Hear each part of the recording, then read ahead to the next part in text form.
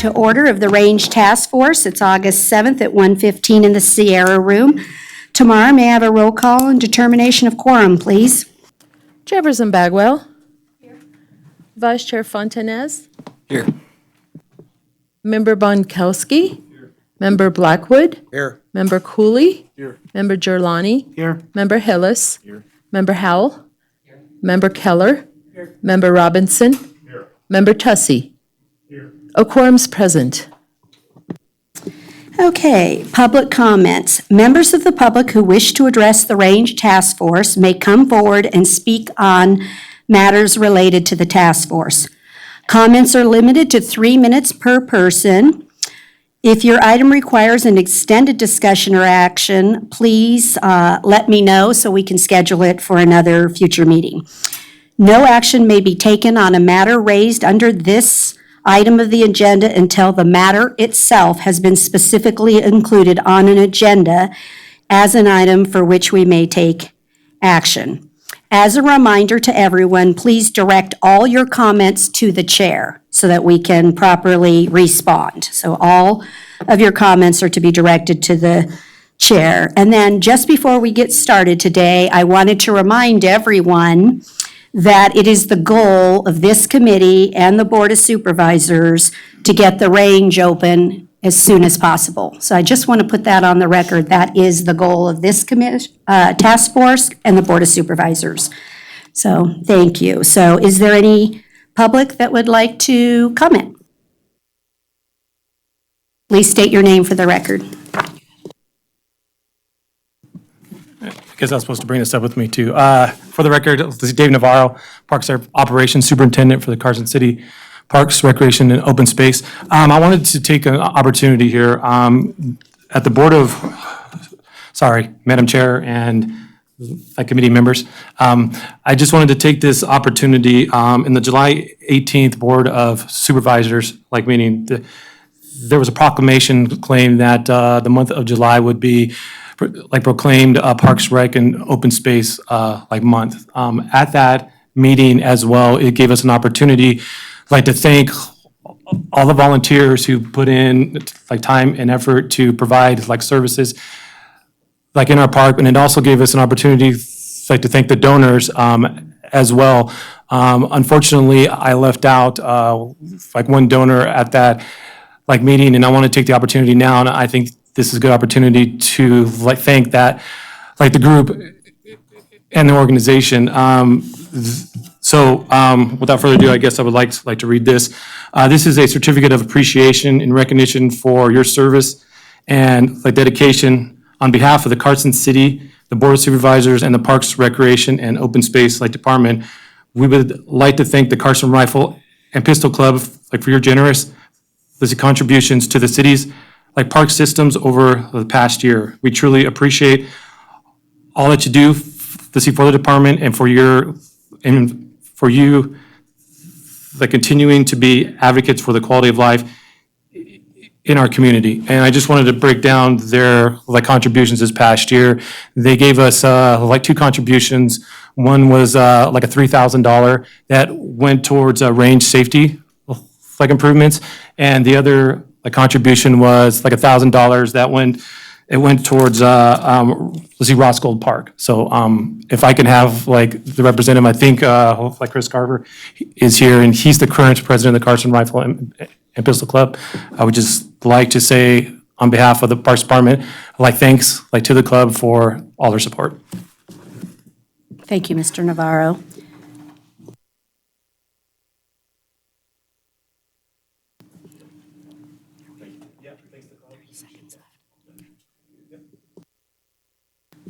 Okay, is there any further? Yeah, that's a good clap.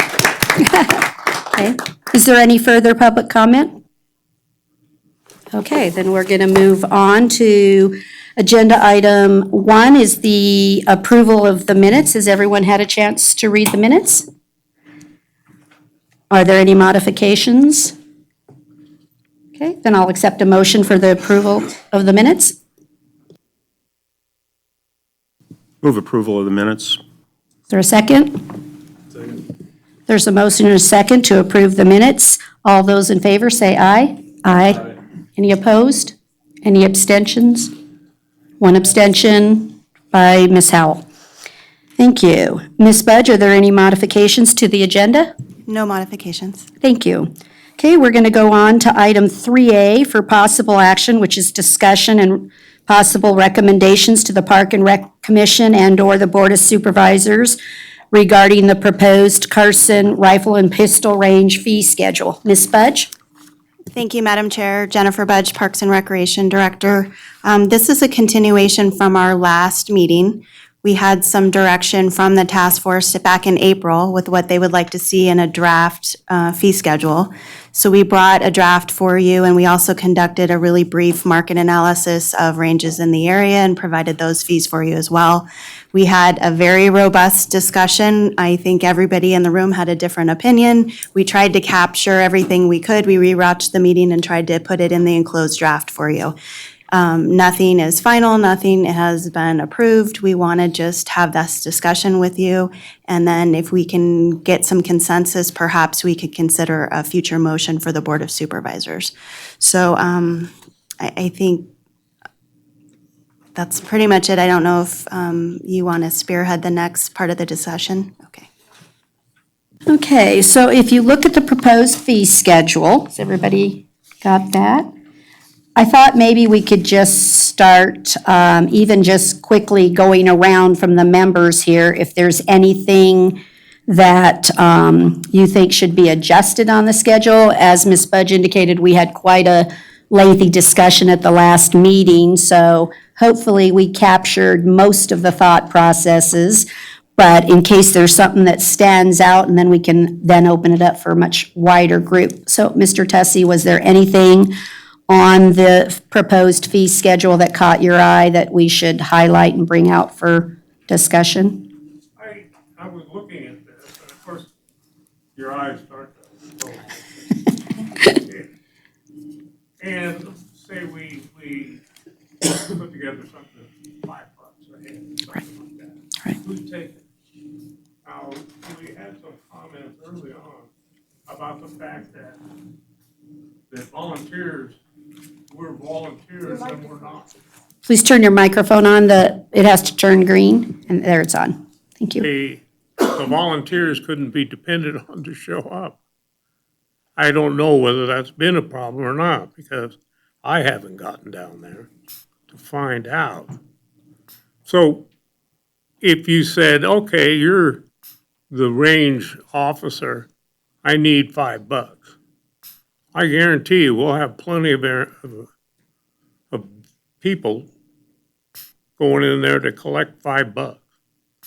There's pubs in England that have two sides to them, an expensive side and a cheap side. And the difference is 1 penny. And yet it separates the people. Mm-hmm. So I'm just wondering do we authorize instructors to collect $5 a head? And if he does, what does he do with it? Mm-hmm. Give it to Jennifer? So we have the two pieces that are recommended in the fee schedule. One is the $5 for the individual shooter, and we we designed those envelopes, and they'll put them in the Iron Rangers. That's a policing activity. And then when we get down into the vendor schedules, you're correct that the particular instructor would collect that fee and turn it in to the park office with their information that they're going to do. So I'm going to instruct and have a CCW class, and 8 people came, and I'm going to pay that fee. So that's an internal thing that we can work out on forms when they sign up to get that type of stuff. Madam Chair, if I might, Jennifer Budge, Parks and Recreation Director. So for the classes, anything besides that drop-in public use, we have a system already in place. It's called ActiveNet. So most of that will be conducted online, whether you're purchasing your annual permit or you're signing up for a class, unless it's an independent contractor agreement, and that would be a separate document. And that would discuss a fee schedule. Most of this would be online. So there really wouldn't have to be that significant cash handling other than the drop-in use, which would be an envelope, or similar process, which was directed by this board, just like state parks do. When you go down to Washoe Lake, you put your money in your envelope and you get a little thing and it hangs on the car so that you know that that person is paid for the day. Just like I said, Jennifer gets the money. All the money is going to go back into the facility. Thank you. Mr. Schutte, is there anything that you believe we should bring out and highlight or discuss? I don't have any comments on it. Okay. How about Mr. Blackwood? Anything on there that you Is feel needs? the annual pass, vehicle pass? We talked about that they would be designed somewhat like a handicap placard. So with it is a the- vehicle. Then it would hang. Mm-hmm. The reason I was asking that is, go ahead, Jennifer, sorry. I'm sorry, so that's a great question. We had a really robust conversation about that. Last time it was per vehicle in the proposed draft.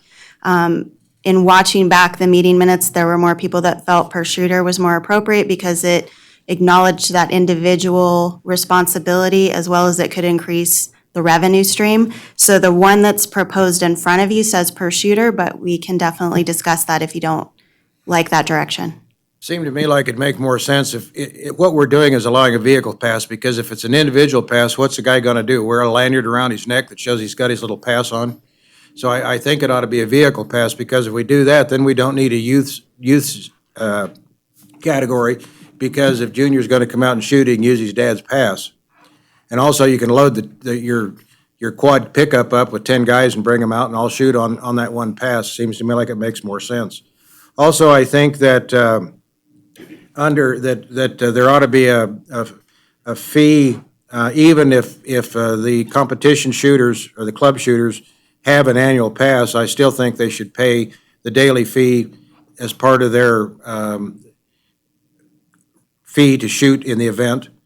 And the same thing ought to be for CCW, training classes, whatever. So if we're going to charge $4 a shooter, let me clarify that. It's cumulative. Gun clubs or club activities, everybody pays a fee. Every shooter pays a fee, $4. CCW, training classes, everybody pays a fee, $4. No other expense to the organization that's putting that on.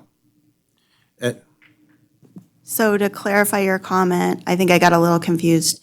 Are you saying that you want no differentiation between a nonprofit and a commercial user? Doesn't make sense, so. Okay, I just want to make sure that we're on the Because we want same- everybody to show up and shoot, and no sense in overcomplicating the system. So any organized entity, the fee ought to be the same, in my opinion, and that would be a per unit, per day, which, as you said, can be collected online when they sign up. Now, there may be some variation, because a lot of the shooting clubs aren't going to know whether they're going to have 10 or 50 shooters show up, so we'll just have to assume that they are honest and noble people and will pay the appropriate fees.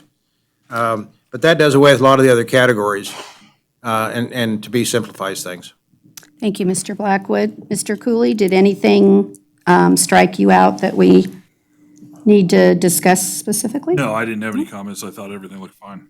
Okay, we'll go down to the end of the table. How about you, Mr. Girolani? What's the, how are we going to defend or define the 50% or greater disability for veterans? They have it on their veterans card. It does it just like we do for property tax or other, we already have that mechanism in place. And do you think we should change that or delete that 50% or just make a veterans period?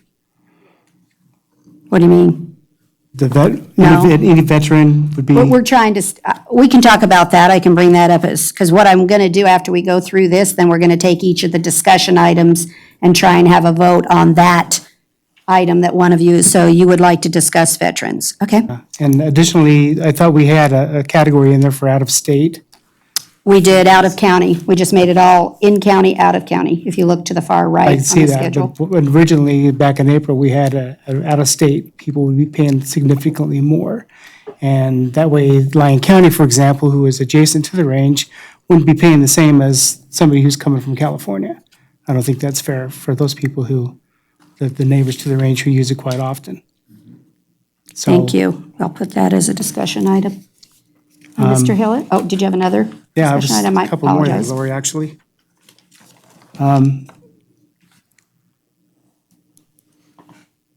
So are we using this increase in adults from 50 to 75 to compensate for those categories that we deleted? I think I'm misunderstanding the question. So Adults, originally, we had it at $50 annual pass for Nevada residents, and now we're up to $75. We went through all the discussion points that occurred at the last meeting and put this together with what we thought was the most consensus. We can vote today to change anything we want on this schedule. But you can see what we did is put the in-county answer versus anybody that doesn't live in Carson City at twice the answer. I mean, we were trying to have a rationale for our decision. So is it 3/4 of the rate? Is it double the rate? Is it triple the rate? And if we want to add an out-of-state rate, we could add another answer. So all of the items are subject for discussion. We just thought we should start with a rationale. Like you can see, the passes are at 15 times. So we were just trying to have a symmetry to the discussion, but everything is open. Okay. Okay. Mr. Hillis, did you have any particular item you want to bring up for discussion? Yes, actually, I do. So I'll, not to disagree and agree with individuals, but the points I have concern on are, I did believe that we had an out-of-state, so that can be discussed. Okay. I was under the understanding that the adult pass was $50 a year, so that's the second thing. When it comes down to volunteers, requires a minimum of 8 hours of service. Currently, 40. to make a reservation, if you're volunteering as an RSO to maintain that the range stay open, it is required that they volunteer 8 hours per quarter with an initial minimum to start that.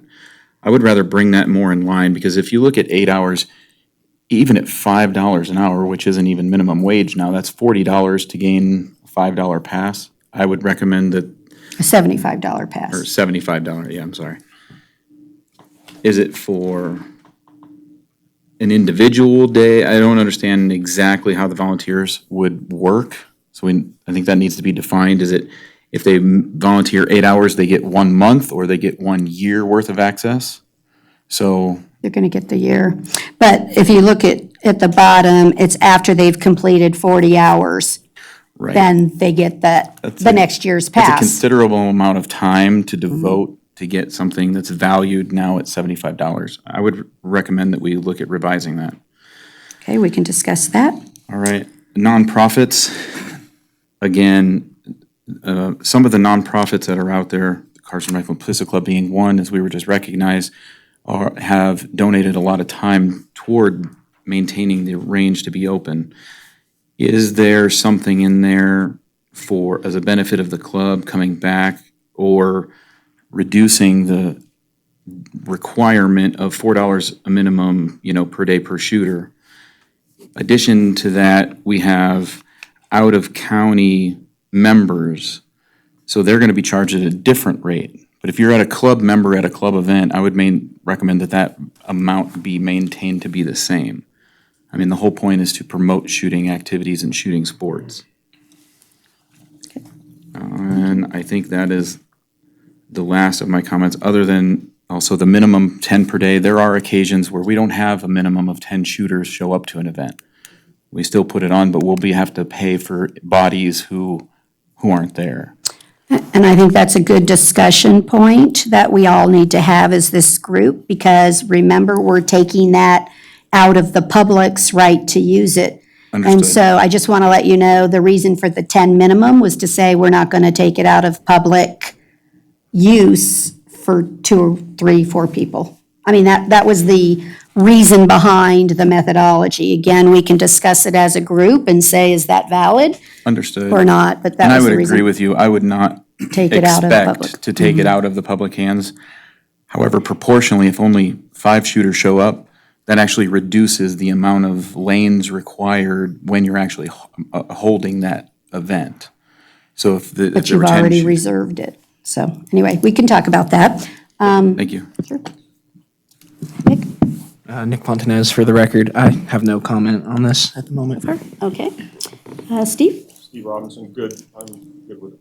Okay. Any other ones you want to bring up, Brad, for us to go through? Yeah, it sounds like the members have a pretty good handle, and there's several items that they want to discuss, and since I'll be voting on this at the board level, I'd rather have the other members. Okay. Ms. deal with Howell? this. Carol Howell, yes, I'd like some clarification. There's a couple of points here that don't actually apply. Concessions and sales, are we making this too complicated since we don't have a concession stand? If we ever do, then we can get into charging for targets, ear protection, eye protection, that sort of thing. It's not for sale, so I think it's confusing the issue here. Ms. Budge we had a rationale for this too. Go ahead, Ms. Budge. Thank you, Madam Chair. Jennifer Budge, Parks and Recreation Director. So there was a robust discussion on this as well. There's been a lot of comments that there aren't targets available, there's not ear protection when people show up, and they don't have the basic tools to use have what they need when they shoot out there. So once we have a staff person there, we've already talked to Quick Space, they're gonna provide us a container so we can store things. We'll be able to provide that service. We're not exactly sure how that's gonna go. It could be an outside vendor. And so I just wanted to have something on the fee schedule so I don't have to run to the Board of Supervisors to get fees authorized. And I wanted to try to anticipate any fees potentially that we might have. So it would be very similar, like at Washoe County, you can, I forgot my ear protection, I can pick something up. Or we're not gonna be selling ammunition or anything like that, but just some basic things so they can be safe and have the right tools that they need to do to be able to shoot safely. Okay, thank you. Was there any other items, Ms. Howell? I have an issue with that, but we'll let it go Wait till- until right. we get to each point. Thank you. Mr. Keller, did you have anything on the fee schedule you think we need to bring out for specific discussion? I'm just struggling a little bit with the in-county and out-of-county Okay, pricing, and it's twice as expensive right. for somebody that could live, basically closer to the range than maybe that somebody lives in the county. Because a lot of the grant funding that we get comes from on a statewide basis. So to narrow that all the way down to one county, which is a fairly small county surrounded by some pretty big populations, that's where I'm struggling with. Okay, we can talk about that, because again, we were basing that on the fact that the out-of-county did not pay any property taxes or anything to actually support the range. They may purchase items that are part of a tax or something that goes into it, but they don't actually pay any of the cost for staffing or maintenance or groundwork or anything else. Only Carson City residents pay for that. So that was the rationale for the two difference, but we can bring that back into full discussion. Was that the only thing? Yeah, at this time, yep. All right, then what I'd like to do is we'll then take the items that each of you brought up, and Mr. Tussey, did you want to? Yeah, I had a point. We have at least 4 people coming the other side. Here, sorry. We have people that come, pick up their pistols and go down to the range. We have people that come strictly for shooting. They stop off for a restaurant. So there's a lot of people coming from out of state in. I mean, a lot, I say. I haven't stood out there in Canada, but every weekend we get people coming in to use our services. So let's start then with, I think, the largest item and see if we can get that into consensus. So right now, we have, what? Before we get into this, could I ask you and Jennifer to maybe give us and the public a general idea of where the money comes from that supports the range right now? From the city budget, from the general fund. And some federal funds, when we get grants, it just Jennifer Budge, Comes Parks and from all Recreation different Director. The quality of improvements life. to the range Yeah. have come from multiple funding Right. sources.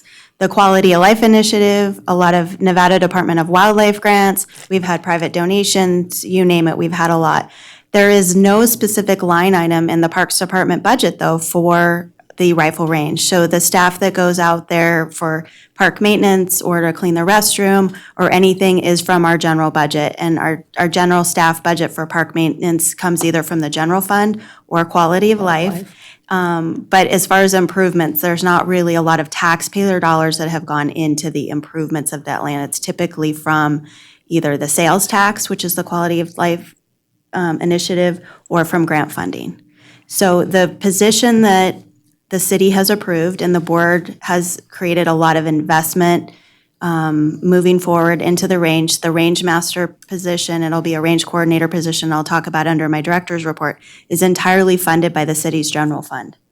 The $250,000 that's identified for capital improvements that will hopefully be a match for future grants and improvements comes from two separate areas, but one of them is the capital improvement fund, which is from general fund. So it's a myriad of funding sources. Okay. So we're going to get started and say, so right now we have two columns, in county, out of county, and I'm hearing that some would like to see out of state. So maybe just in general, let's discuss that first, because I think it'll set off all our other discussions for alignment. So do we really feel that we need to distinguish between out of county and out of state? Somebody want to? Madam Chair? Yes? Am I getting a? Madam Chair? Yes. Why don't we just go around and ask all the members whether they would prefer in and out of county or in and out of state? I think Get that would rid of probably out be of county. quicker. That's fine. Mr. Tessie, did you want to eliminate, well, I don't think in county and out of state, that means there's no out of county? That doesn't work. No, it would be in state, out of state. Oh, in state, not in county, sorry. You want to just make an in, so somebody from Las Vegas gets the same rate as a Carson, under that scenario. Someone from Clark County would get the same answer as somebody from Carson City versus you lived out of state. So what are your thoughts, Mr. Tessie? Getting a sick heady here. We can come back to you if you want to think about it for a moment. Yeah, well, it looks to me like anything we can do to make it simple is not going to be much money, really. But I think you should just have the two things maybe, saying you live here and shoot here. The problem with that is I'm not sure that everybody that shoots here, you could divide them that easily. This is a relatively small city. So by comparison to the people that got shoved out of their gun range, So you prefer in-state, out-of-state? what you- I'd prefer it to be the same. Okay. Steve, do you have a preference? To simplify it, I think we're overcomplicating it a bit, especially if we don't know if the range is going to be manned, because if it's not manned, we're on the honor system, and we all know how the honor system goes. So that being the case, to make it simple, just either you're in Carson City or you're not in Carson City. That's how I feel The way about it's it. written? It's either live in Carson City or you're not in Carson City. You paid that just different fee. So you like the way it's written? Right. If we can Okay. enforce it. Mr. Blackwood, your preference? I think that everybody that lives in the state of Nevada should be able to shoot the range at the same price. Anybody that comes in from out of state would get a different price. So you're in Because- favor of changing out of county to out of state and in county to, okay? Because the guys in Lyon County are, what, 3/4 of a mile from the gun range?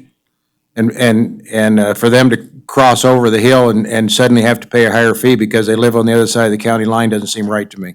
So and also we're wanting to encourage people to use the range because of the collateral damage as a result of them shooting elsewhere. And we also don't want to alienate a bunch of people. We want to enjoy it, and besides that, we might make a little extra money.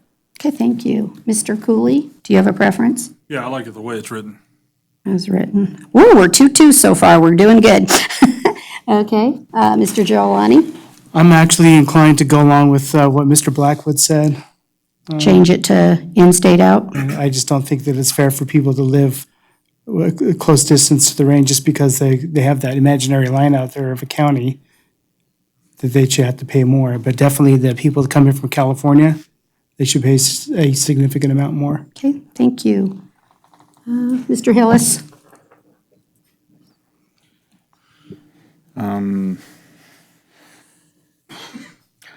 I like the way it's written. as written. I believe that Now we're the 3-3. Carson City residents in their property tax, we're going to be submitting a larger portion of the funding to that. So Thank you. Nick?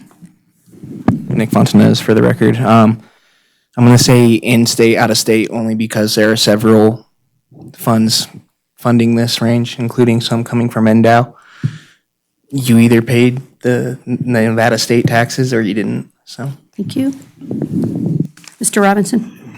Yeah, I'd go with Nevadans category and others. Mr. Bonkowski? Yeah, in-state and out-of-state, I think that when we look at grant funding from NDOW, we just heard that it's problematic if you just restrict it to Carson City, and our long-range plan is to do more of a regional facility that's going to be shared by Lyon County and Carson City, so then you're going to charge Lyon County members who are actually participating at that point. All right. Mr. Keller, I think I already heard you wanted in-state, out-of-state, but correct me if I'm wrong. No, I was more concerned with the in-county, out-of-county. And now looking at it a little bit closer, I think that if the individual passes were the in-county only, and then when you look more towards the commercial side or the reservation side, maybe making that where it's a little more expensive for the out-of-county folks to come in and use the range, then I'd probably be okay with that. Okay. So the ones that are making money off of using the range, they have to pay a little bit more to come, but not necessarily just The regular, me and my buddy that, The day. I might live in Carson and he wants to come down and shoot with me. He has to pay twice as much as me to come shoot with me for the morning. okay. Does that make sense? Ms. Howell? Well, I'm going to complicate it a bit. I agree, out of state. I would think that in county, there is a difference. It's not an imaginary line. We pay taxes and our city department maintains that. People that live outside of Carson City aren't contributing to the maintenance through property tax. So I think it's fair for them to pay a couple of dollars more. I would suggest the 5, 7, 10. Let somebody coming from California pay $10 and out of county $7 and residents $5. 5, 7, and 10. So I'm sorry, I'm complicating it a bit.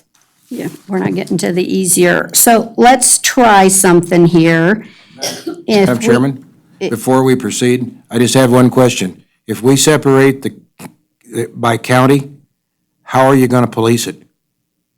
All of this is by the people just being honest. Well, but still, why have it? Because unless you walk up and say, show me your driver's license number and tell me what your zip code is, we have no way to police it. I mean, if the guy's got a Nevada license plate on his pickup truck, you don't know if he's from Elko or Carson City, you can't police it. I get that. Let me try something here before we get into a long discussion. Trying to cobble through what everyone has had to say. If we were to break this down into something different and start with line 1 on the public shooters, and we did in-state $5 per shooter because everybody has a Nevada license plate that's on the car, and you're not gonna know. And again, I don't see a ranger, I agree with him, a ranger's not gonna walk up and say, let me see your driver's license. So if it's a Nevada plate, it's the $5 answer, and then you change it to out of the trick is, so you could do in-state $5, out-of-state $10. Could we live with it? We're not gonna get a consensus here, but we have to get the schedule done. And so my question is, let's just start with number one, just the guy driving up in the car, wants to shoot, he's gonna pull out an envelope, he's gonna say, there's 4 people in my car, and we're from Nevada, put my $20 in the envelope. I drove up and I'm from California or Texas or whatever, and I'm gonna put $10 per shooter if I'm out of state. Per vehicle, isn't it? Well, right now it's per individual. Do you guys want it to be per car or per individual? Per shooter? I think we had the consensus last time it was individual, which is why we wrote it that way. So everybody okay with going in-state $5, out-of-state 10? Anybody have a problem? Okay, we're gonna move off this line. You can book your one, that's fine. We got consensus, sorry. Now, on the individual passes, this is where you do have control because somebody does have an ID. I thought after kind of working on this, should we allow passes for out of state? We wouldn't even have passes for them. So we could have those remain as in county, out of county, because that's the benefit. Well, they'd be out of county. They could have an annual pass. But so could the guy from Lyon County that we were talking about that doesn't pay taxes here. He would buy the more expensive pass. And that's what you see what I'm trying to say? The guy driving up, everybody's $5 if you have a Nevada But the license. Nevada resident's still paying their certain amount of taxes that goes right back to NDOW, who is funding part of this. Well, that's what I'm asking. What, do you guys want to just do the same thing? You want to make it in-state, out-of-state for passes? Nick Fontanez for the record. I think it should be in-state, out-of-state, just for that reason alone. There's probably a lot of hunters that may use our range that some of their contributions may have gone to improvements in the range, not necessarily maintaining the range.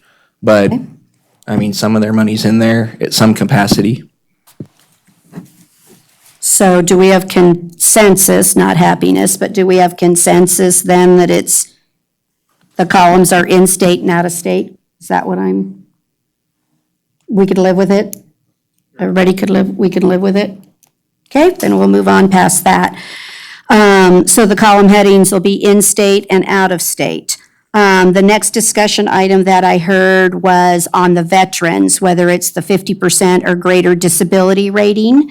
That is what we use at our other park facilities. It is our common way that we do our property taxes, that they get abatements on, and their entry into everything else. So the rationale was to have this the same as we do and everything else we do in the city for veterans. But again, I'm open to discussion on Madam this. Chair, I just have one question of clarification. Since we've moved on past item B, was the individual fee was not discussed. Is that open for discussion as That's well? later, Okay, if we need just to. wanted to I'm doing them in clarify. the order of the ones we can knock off. no And problem. then we'll come to the final.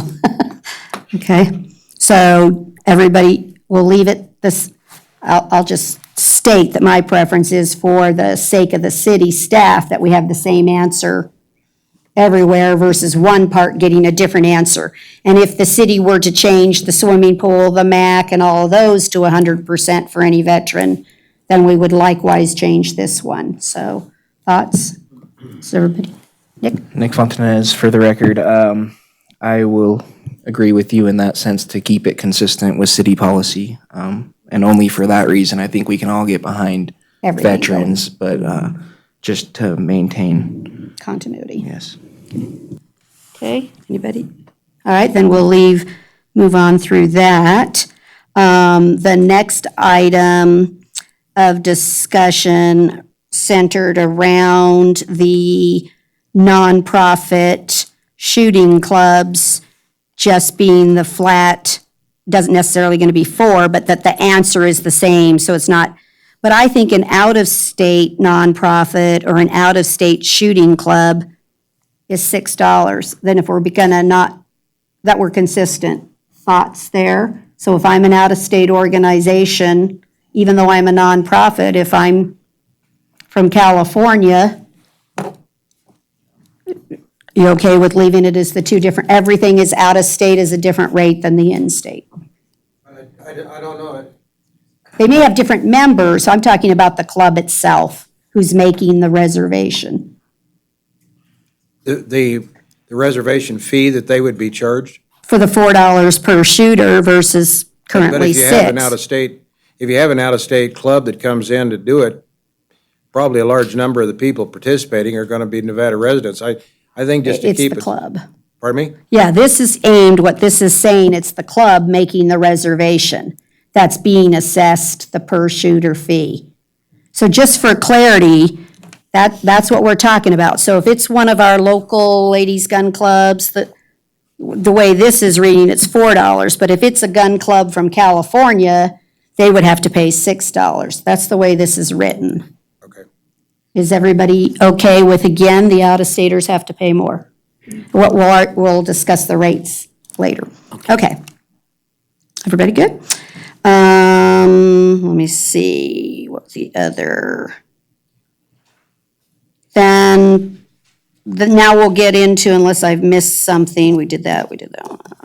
Okay, now we're into the rates themselves, to see if we can come to consensus on the rates. Anybody have a problem then? $5 per shooter, and then $10 for the out-of-state. So in-state 5, out-of-state 10. Everybody okay with the envelope?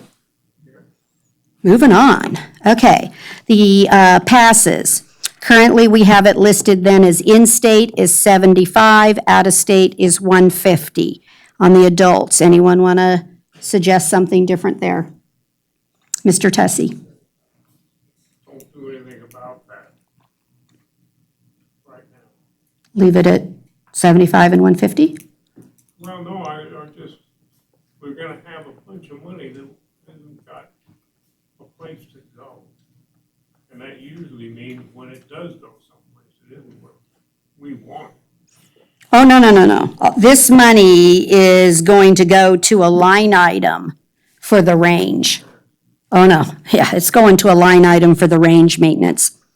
Okay, everybody okay with the 75, 150 to start? Oh, Mr. Actually, I would Hillis? recommend that I thought in an earlier meeting that we had kind of looked at a cost of 50 and 100. I would recommend that it change back to that 50 and 100.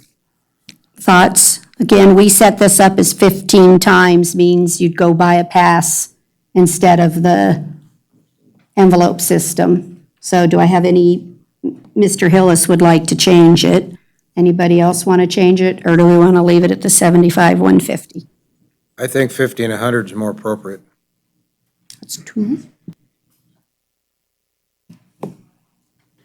With the pass, is there any limitations as to how often they can use the yearly pass? For the year? Well, I know, but 5 days a week? Yep. So It's anytime a pass. it's open? Anytime it's Then I open. wouldn't think that you would just multiply the single pass by an equivalent of 12 or whatever visits you think people are going to make out there on an average. I don't think we have any statistics to help us in that arena at all. Like I said, we kind of set this up thinking, where would it be advantageous for a person to go buy the pass versus, and we kind of thought, okay, if they go 15 times a year, they'll go in and buy a pass, but. So again, I like rationale for our decision, so it didn't look like we just picked a number out of our. So, Madam Chairman, Bob Blackwood. Blackwood? We are moving from a no-pay situation to a pay situation. It's true. So we just want to get them by the seat of the pants and give them a gentle tug. We don't want to grab them around the neck and strangle them. So we're already going to get a lot of opposition, and I fully agree that a fee system is necessary. People that shoot at the range need to support the range and its operation. And I'm hoping that, as just a side note, but I'm hoping that with all this effort that the Park and Rec Department will put a maintenance budget item to maintain this range, and that's where this money should go. That's is to already, help- that's help already support planned, this. Mr. Blackwood. I think for we ought to this. ease into this. I mean, we have the choice of coming back. The Park and Rec Department, after we got this set up, can go set whatever fees they want to. So maybe 2 years, we say 50 isn't enough, let's go to 100. Yeah, well, that's not quite, they don't get the beauty of just changing the fee schedule. It doesn't work quite that way. But, so, Mr. Blackwood's in favor of 50 and 100. Do I have a consensus on that? Or the 75, Madam Chair. 150, or something else? My preference would also be 50 and 100. I think that if we price it too high initially, then we're going to get a lot of people that continue to just go out into the desert and shoot, and we're not solving the problem of potential firefighters trying to or accomplish. wildfires and, right, and danger to the public. Okay, so then, let me, Ms. Howell? The 150, again, we're talking out of state. People aren't going to fuss about paying 150 over 100 for a yearly pass that they can come out and use anytime that the range is open. And they're not contributing, they're taking away from now the Nevada residents that are living here and paying taxes from the people that are coming in from out of state. So if we eliminate a few of them coming in from out of state, so be it. That gives the residents of Nevada that much more opportunity to utilize the range. So you're suggesting it could be 50 and 150? 50, 75, 150, we go out there more than 12 times a year. So 15, 20 times, it's going to pay me to do a yearly pass. Yeah. Mr. Robinson, I think I saw your hand up. I think the 50 and 100 is reasonable Okay. and understandable. So let me have by just a show of consensus, the 50 and 100. Could we support that? Okay, so 50 and 100 will do for adults. Then I'm going to assume we'll just obviously move down the line on the youth. Are you saying that's 25 and 50 then? We're like pushing that down? Yes. 25 and 50. Anybody have a problem there? 25 and 50 for the youth. We already talked the veterans, 50% or greater is free. Then if we're going to do a family pass, you're saying that's going to be what, 75 and 150? Because we're changing the whole, right? Everybody okay with that? Okay, good. The volunteers is probably the next area for us to decide what are we going to consider a volunteer? How much time do they have to work to get their annual pass? Right now, we have recommended that we're saying it's 8 hours of service per month. So to be considered a range volunteer, and that once they've completed 40 hours, because what you talked about earlier, how you're going to police that, well, they'll have done their 40 hours. At least we know we got that before we gave them an annual pass. Any other comments, though, or other thoughts or suggestions in the volunteer arena? Madam Chair, Mr. Hillis? just looking at the amount of hours necessary, if you had 40 hours and then 8 hours per month, you're talking 96 hours per year to maintain that, which comes out to about 4 cents an hour. I think their time is worth a little more than that. I would recommend bringing it in line to 16 hours minimum to initiate the pass, and then 8 hours per quarter to maintain it. Because I want to show the volunteers that we do appreciate their time out there. Okay, do I have any comment from anyone else? Yeah, hard nose here. Volunteer means you don't get paid. You go out and you do something, you work on something for the betterment of that property. You're not expecting payment. So you're going to have to define volunteer. I'm the range safety officer when we go out and shoot. Am I a volunteer then for the range since I'm the range safety officer, who's going to categorize all of these volunteers? Just a question. I would recommend that, my understanding is that Carson City already has a volunteer program. I would recommend that those RSOs willing to volunteer toward the time out there become registered with the city, and that hours that they're logging would be maintained, I believe, by Parks and Recreation. Is that correct? I could be wrong on that point. Thank you, Jennifer Budge, Parks and Recreation Director. We do have a volunteer program in place. We have waivers that volunteers sign for whatever capacity that they're serving in. This was designed so not everybody can be an RSO, not everybody wants to be an RSO, but we still need a lot of help. And whether that's from a maintenance perspective or they're helping build targets down the road or in whatever capacity, we want that all to count because they're putting their blood, sweat, and tears into that facility. So we want to reward them. And for the RSOs, they want to be able to shoot, and they have the hardest job. So we want them to be able to come out and use the facility and stay up on their skills as well. So that's that, and we can definitely track hours, and we can do all of that. We have a volunteer database. We currently have we're in between right now, but we have typically an AmeriCorps Vista volunteer coordinator for the department. Our new one will start again this fall because they have a year of service and then there's a break before we replace them. So we'll have that person helping coordinate and manage that piece, so it won't be all on the range staff person to have to track that. Ms. Budge, can I ask you, the volunteers that work in any of the other services for the city, do they get any benefit? Is there any free time, any other benefit that accrues to any other volunteer in the city? We do not have anything in place right now.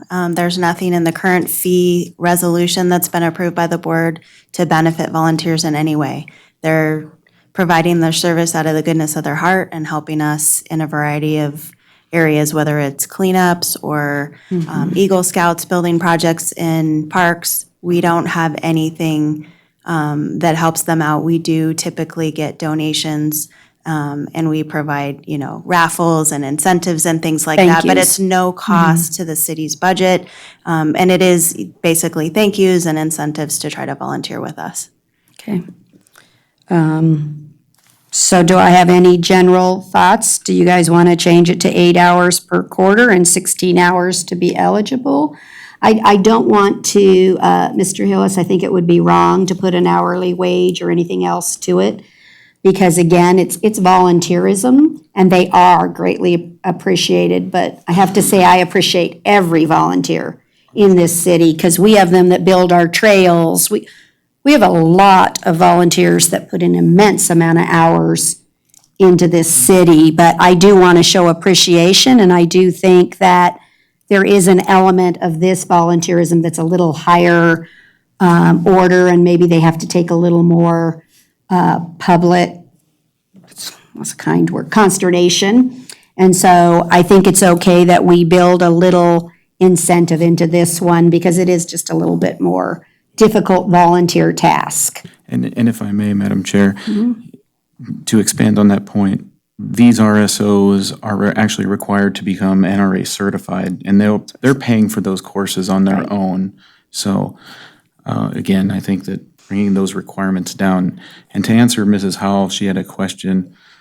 My feeling is, if you're out there volunteering for a club organization as an RSO, you're assisting whoever the range master would be at that time by devoting your time to maintaining that organization's shoot or whatever is going on, which would lessen the stress on any other range officer that's out there. And so you may want to require, or you may want to look at that as being considered part of volunteering. I'll let you discuss that. So do I have any consensus on 8 hours per quarter or per month? How many like quarter? Two like the quarter, how many like the month? Oh, Miss Howell, you're on the winning side this time. Sorry, I'm just giving you a bat. We need a little levity in the room. Okay, so the 8 hours of service will be per month. Let's talk about, though, the other piece of to activate it. Right now, we have it set at 40 hours before we actually issue the pass. And you had recommended 16. Any thought process on whether the 16, the 40, anything in between? Anybody have a? Well, is that 16 a quarter or 16 a year? No, they would complete that many hours before we issue the pass that's good for an hour, so that we eliminate the problem of somebody saying, oh, I'm gonna be a volunteer. They sign up, they do 0 hours, and you handed them the pass. They would already have to have how many hours before we give them the pass? What do you guys think? 16. I'm going to think that maybe we could go ahead and go with the 16 on the issuing of the pass, because I think we have a whole bunch of wonderful RSOs that have proven to us that they're committed to the range, so I don't see them backing out of being an RSO. And I'd rather have faith in them than not, but anybody have a problem if we go to 16 hours for the eligibility? Okay, that's a half. So we'll change that 40 to 16. Now, what's left? We went through the business commercial. We have on the schedule the 8 per shooter with the 10 minimum per day, or the choice, we have some contractors in town that prefer to get advertising on our websites. They don't want to worry about whether they have 1 shooter or 2 shooter, and so they enter into what we call independent contractor agreements. It's the same we have for throughout the city. They don't have to. They can go to the per shooter minimum. So what are your thoughts on the $8 per shooter with a minimum of 10? I think the minimum of 10 is too high. The quantity, whether it's the value, the fee, whether it's $8 or $10 probably doesn't matter. But I think that, because there's a lot of training classes that you, matter of fact, don't want 10 shooters. You want 5. So I think requiring a minimum of 10 is uncharacteristic for the kind of environment and the activities that we participate in. Okay, because that's, yeah, $80 that we're taking it. Again, I'd like us to concentrate on your taking that particular bay out of the public's right to use it. So if this, it's at $80, you're suggesting it goes to $40. But in order for somebody to do that, don't they have to have a city business license? The commercial does, yes. So anybody that, and they have to have the insurance, they have to have a city license if they're going to put on a for-profit activity, correct? Mm-hmm. So they're bringing people into town to spend money in our town, and I think you could just charge them a flat fee, but requiring 10 or 15 or 20 is, I mean, you could do that, but all they're going to do is to pay the fee and only have 5 shooters. And you'll limit the number of people the number of training entities or special entities that will show up and use our facility. We're trying to encourage people to show up and use our facility, so we don't want to drive them away. So you're saying you'd rather just say $50, a flat fee to take it? There's 3 things that you could do. One of them is you could say, okay, in order to qualify to use our facility, you have to have a city business license. You have to have $1 million insurance liability thing. And then we're going to charge you $100 to use a bay or the rifle range. And then we're going to charge you $8 or $10 for every participant that you have. So that covers all the bases. You know, if they have a big class and they got 50 people that are going to show up, they're going to pay $10 a head for 50 people.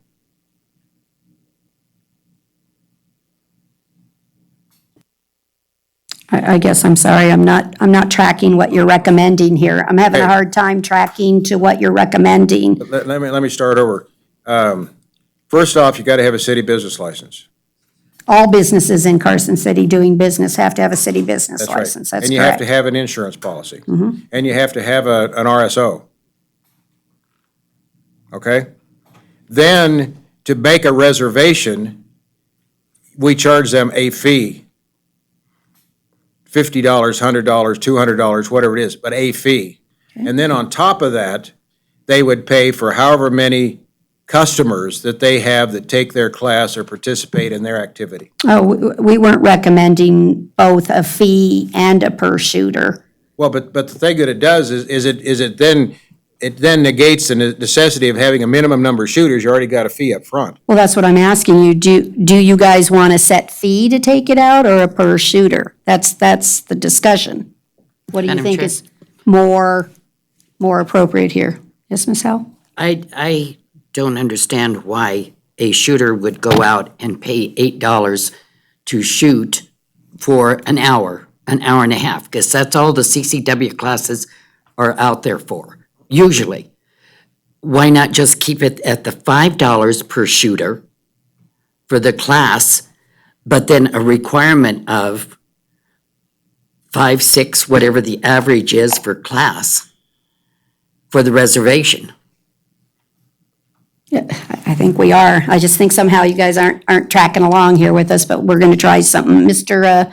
Bonkowski? Yes, I think the value is not on the number of participants. The value is on the bay and the time that it's out of use. And if I remember right, it's a 4-hour limit, is that correct?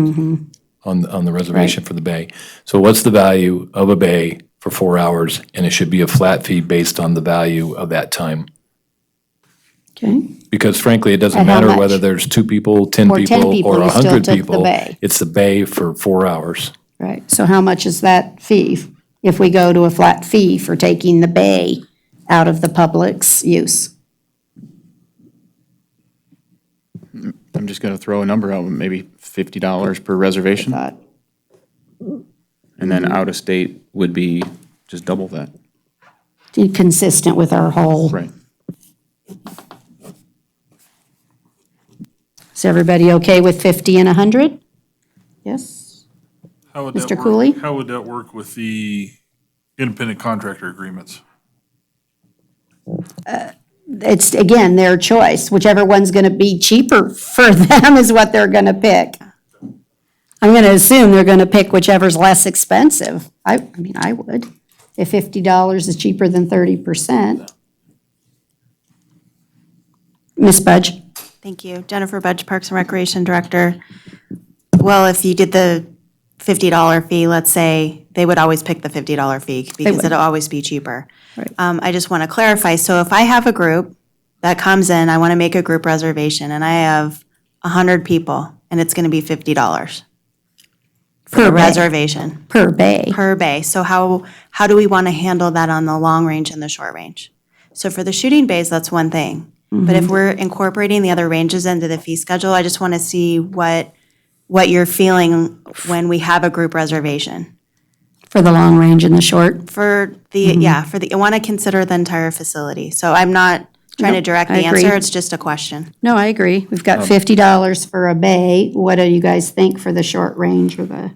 I just wanted to point out, I think in a previous discussion, we only allowed X number of lanes, for example, covered or uncovered on the long range to be available for a reservation at any one time. I thought it was set at a maximum of 50%. That we would let be in reservation, unless we closed it for a fundraiser for the entire, Exactly, once a year, that's like we did for the, exclusion. Yeah, exactly. That's a separate so issue. you think $50 fits for each, because we're not gonna let more than half of the range be reserved. I guess it would be 20. On the long range, you have 2 separate ranges. You have a covered range and an uncovered range. They're roughly half and half. So you'd have one reservation available potentially for the covered and one reservation available for the uncovered. On the short range, the entire facility is covered. So then it would just, I guess, be half and half. I'm just tossing these ideas out there. Please, I want input from anybody else. Madam Chair, Ms. Howell? can we open to comment? We've got 2 No. RSO. No, we can't? No. Okay. If I open that, then I have to open, no. So you're saying that so we have $50 on a bay for the covered and the uncovered. What are you suggesting? I didn't hear the answers. 50 also? Is there any reason to do something different? I think as long as you stay consistent with what we're doing already, that we've already set the tone. But I agree with Dave with you can't take the whole range. So 50% of what we have out there would be significant. Okay, so $50, but no more than 50%, except for the director may have a special event once a year where we do the big annual fundraiser. So we may take it out with the direction of or approval of the director to have a major fundraiser once a year if we want to. And that could close the whole range, but only once a year that we'd have a big. Madam Chair, just a question, maybe Jennifer knows the answer. Right now, how many covered lanes are there on the rifle range? So, 20 and 20. So at any one time, it would be a 10. 10-lane reservation, which would be 50% of either of those two facilities.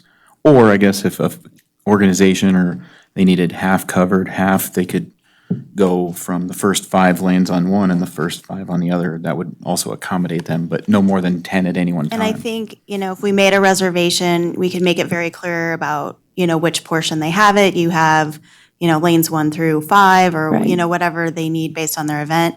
I equate this to like the swimming pool. We have a swim team that uses the pool. They don't have exclusive use of the pool, so we always leave a couple lanes open for the public. So we always want to make sure that we provide a public opportunity. So I like the concept of that 50% because we're still providing an opportunity for the general public to shoot, which is why this facility was built in the first place. And then you're still be able to provide those specialty trainings that you need. Okay, so we're all okay within the $50, no more than 50% in reservation, Lori, and then out of state is $100. I'd just like to make one comment. I don't think it would be a good idea to allow a reservation that had 5 covered and 5 uncovered, because then you're preventing potentially a whole nother reservation. And a half of the 10. Right, so if somebody needs uncovered and covered, then they would need to have 2 reservations and take the Right. 10 lanes of each. Right, for clarification purposes, that'd be $100, because they're taking the 10 covered and the 10 uncovered, because correct, right? Everybody's understanding that? Yeah, because otherwise no one else could do it. Okay, the government use, this is free, cancellation fee, 15 days or less. We had 30. I think that's got to go to 25 since we lowered the other. Madam Chairman, Fees. I would suggest gong the cancellation fee. If they blow it, they blow it. Because again, it's gonna be tough to. Then I don't give them another reservation. I mean, That would be. you see what I'm saying? Yeah, They if just they keep blocking it come- and no yeah. one else got to reserve it because they blocked it and then they didn't Right. use it. But we see that all the time now, with people making reservations out there and not using the facilities, okay? So, I mean, that's nothing, so what you would do is if Can't make somebody, a reservation if somebody for makes a 6 months. reservation and they forfeit on it, when they come back for reservation, the next time you say, not this time. So how much is the penalty time for they can't make another reservation if they cancel less than 15 days? I mean, if they cancel with 15 days' notice, that, If they It's cancel fine. within a set period of Right. time, then, that's fine. But you can't come out and blanket say, well, no, sorry, you did it last time, you can't do it this time. You can't do that. Madam Chair, Well, if there's a penalty for it, or if there's, Make another reservation, for so much time, for 30 days or something. or a fee. no. if. Ms. Hell? If there is a reservation that isn't occupied, the public's gonna fill in on that. I mean, they're not gonna leave that booth or that bay sitting there empty if nobody's there to use it. I get that, but they took the reservation out, so you couldn't reserve it. I've had people already calling me all upset that somebody has everything reserved and they can't get a reservation. That's So that's what I'm talking, that's not right. We want it fair and equal access for people. And so either you charge them a fee or you say, okay, you're 60 days, you can't make a reservation. If you cancel appropriately, I don't have any problems, but I just don't think you should let people just keep reserving it. They never show up, and then you never got to get the ladies' gun club in there because the reservation was blocked. Right, all right. So Madam Chair. what's the right answer? A fee or a time? I like the time idea, but I would also point out that what if they have existing reservations pending? Are those reservations also canceled? It's just a point. I would imagine you would also cancel any future reservations until that time has passed. What's the amount of time, if you guys like time versus money? How much time do you think is right to? Oh, I think both. I think you assess them a fee and you tell them they can't make it for a certain amount of time. Okay, what? So what I'm hearing is that, that trying to track and enforce a time penalty for reservations would be difficult on staff. So my feeling is that if somebody doesn't cancel appropriately, meaning in the last 15 days, that they forfeit the entire fee. They just forfeit their They fee. forfeit the It's entire not, fee. it's not, it's That way- cancelable up to 15 That way, days. we're not out anything. They made the reservation, whether they use it or not. That works. That's the perfect answer. So no refunds is actually, so it's really, if you cancel 15 days or less, there's no refunds, is what you're saying. Mr. Keller? Why wouldn't you just make the fee non-refundable? In the So first you place. pay for the reservation, and if you don't show up, then you get out of like, somebody made a whole bunch of reservations, but then they didn't fulfill them, and so another club couldn't fill it. The public came in and used it. And we're making them pay at the time of the Your reservation. reservation, you just pay, and then Is it changeable? So I can't cancel it, but I can change the date? if you want to make it more complicated. I'm asking all of you. You want to make it, well. Well, we also it- have some perpetual reservations, correct? Or some, yeah. So how do we track that? You're going to make them pay for the next 5 years? We don't give them perpetual like that anymore, Brad. That's what ends up, you don't. You can't say, I get the first Saturday of every month for the next Right, so- 5 years. So you'd have to put a limit on the number of reservations at any How long out we're gonna go. Do you guys like no refunds? Or do you like no refunds within 15 days? Mr. Tessie? You guys are just mean. Not me. I only put 30 on here, so don't look at me. That's right. Some things happen. In the event, I'm sorry, go ahead. Madam Chair, I think that the non-refundable after 15 days is just fine, because, I mean, things can happen. monitor I it. mean, what if somebody couldn't make it for Something. any reason at all, yeah? We can Not enough monitor it members signed up and for the see how it event. goes.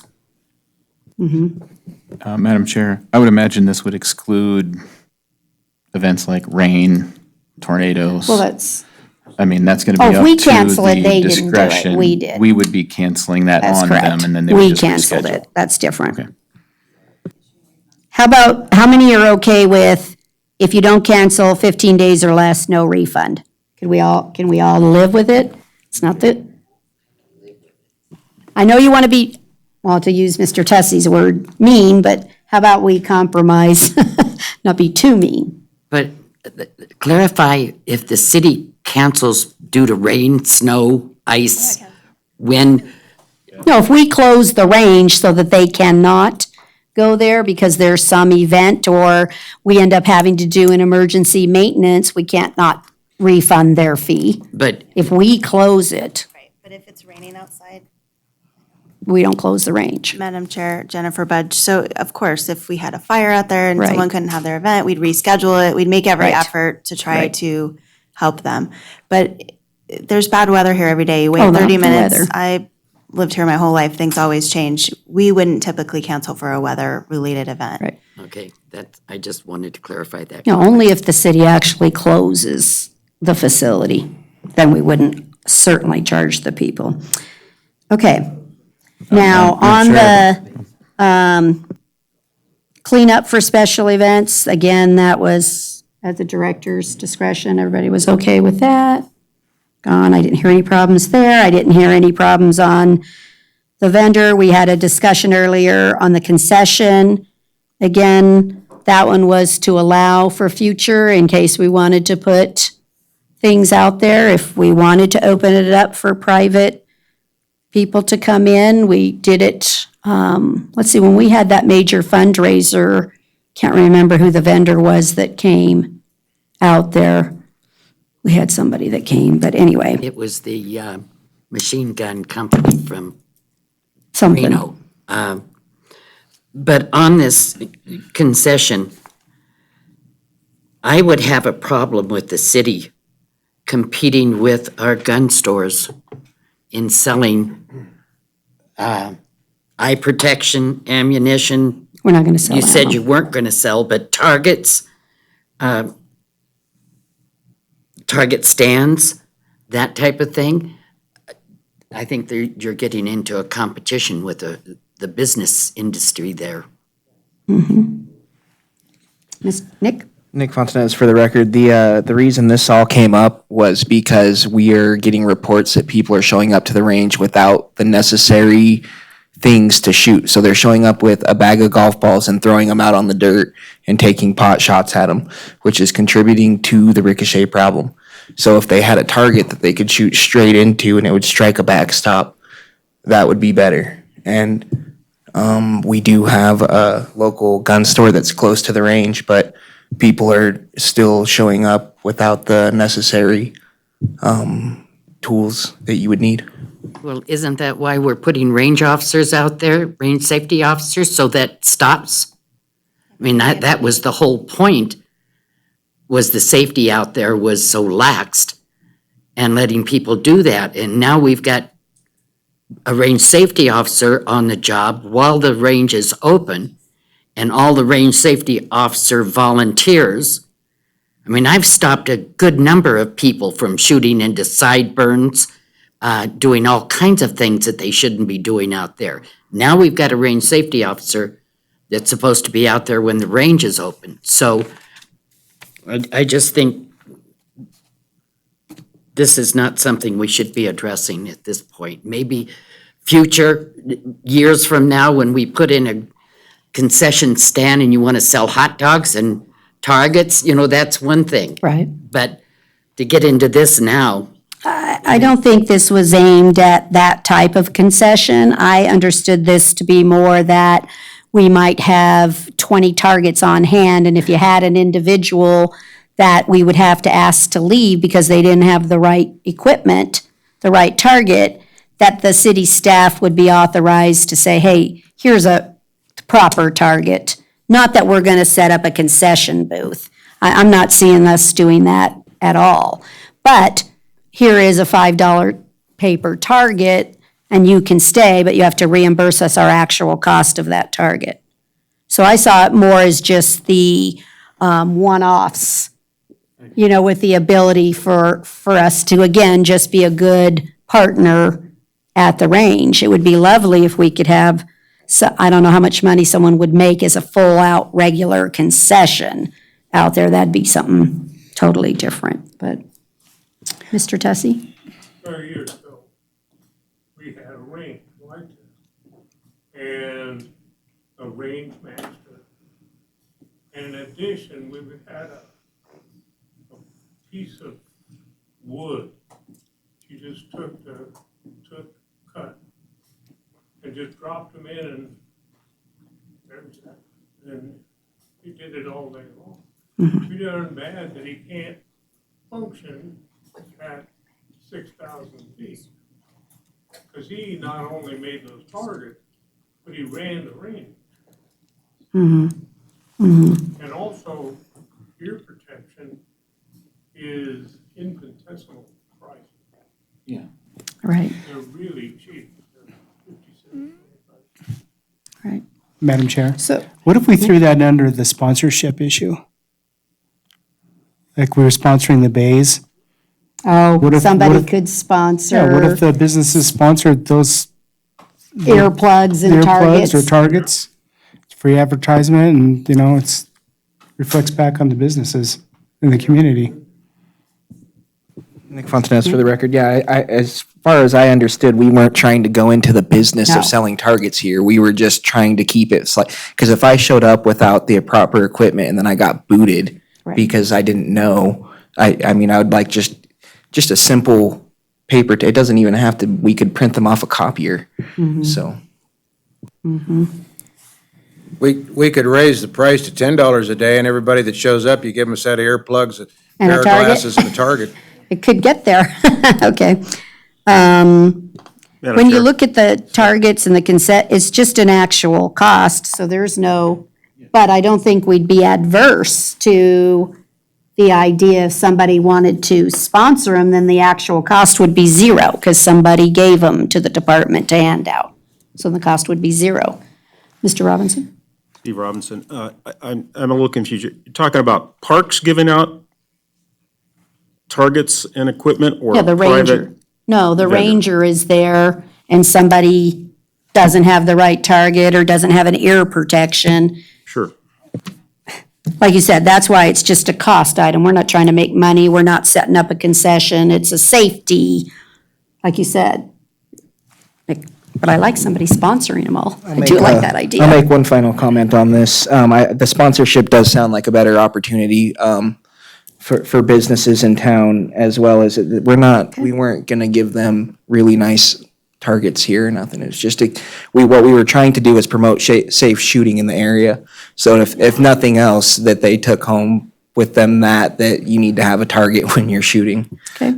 So you're suggesting then that number 5 moves to be E, 7E, and it just says the actual cost of whatever the item is. I mean, they'll just donate the items, is what you're saying. Do I have consensus that we would allow someone to sponsor paper targets or whatever? And then whatever the cost is for them to print their little logo on it, so be it. Well, I think that's fine as long as you add language or also provide that if a business doesn't step up to sponsor, that then the city's going to provide it. So we could leave 5, we could make 7E and leave 5 on there. That would be, both are just direct cost. But we would add the opportunity under 7E. Right, the priority is Okay. for business to do it, and if nobody Yes. steps up, then we're still going to take care of range safety. Actual cost. Okay. Is everybody okay with that? Okay. Madam Chair, Budge? it's sort of already on there. If you look at 7C. Yeah, the target stands, envelopes. Permits, et cetera. I mean, we could just expand on that Yeah, one. That's just already expand the there. definition to Yeah. include the other. Okay, I like that. Expand definition. Okay, oh my gosh, did we do it? Is there any other outstanding thing you think Just one. Okay, what? Minor. So if you go back up to, I made a comment on the cost for nonprofit and shooting clubs. If we're gonna charge, if we've transitioned in B for commercial entities to go to a lane basis, why don't we just make nonprofits and shooting clubs half of what that is? So if it's $50 per 10 lanes, then it's gonna be 25 for nonprofits and organizations. Just do half, and because we Yes. want to get rid of the That way you minimums. can get rid of the minimum shooter. Can you repeat that again? So the nonprofit shooting clubs in-state would be $25 instead of 50 for the commercials, 25 for the nonprofits. The out-of-states would go to 50. That is correct, Madam Chair, thank you. Is everybody okay with that? We just got rid of the minimum, and we're consistent throughout.